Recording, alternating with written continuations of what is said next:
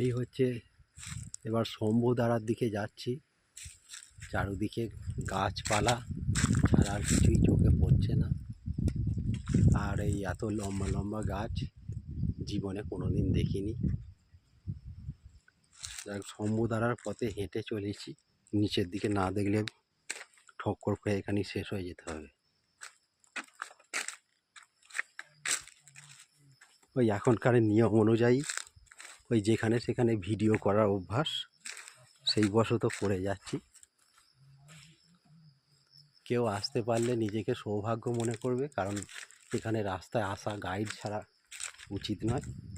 নিজে নিজে বেরিয়ে ওই ভবঘুরের মতোই ঘুরে বেড়াচ্ছি। এই কাছাকাছি শম্ভুদারার জলাশয়টা একটু দেখতে পাচ্ছি। যাই হোক, এই কাজটা হচ্ছে শম্ভুদারা।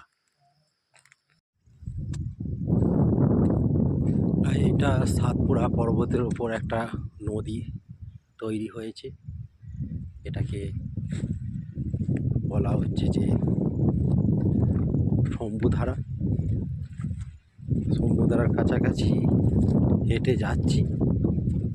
অলরেডি 4-5 কিলোমিটার হাঁটা হয়ে গেছে। এই হচ্ছে শম্ভুধারা।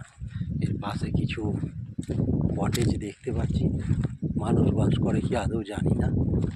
একটা গরুকে তো দেখছি দণ্ডায়মান অবস্থায়। আর এই চারপাশের হচ্ছে গাছগাছাড়া। অবশ্যই এটা একটা পাহাড়ের ওপর, ভাবলে হবে না যে ওই সমতলে দাঁড়িয়ে আছি। অবশ্যই এইখানটা একটু মালভূমি টাইপের, কিন্তু চারপাশটা হচ্ছে কি শুধু খালি গাছগাছালি, সব উঠে গেছে।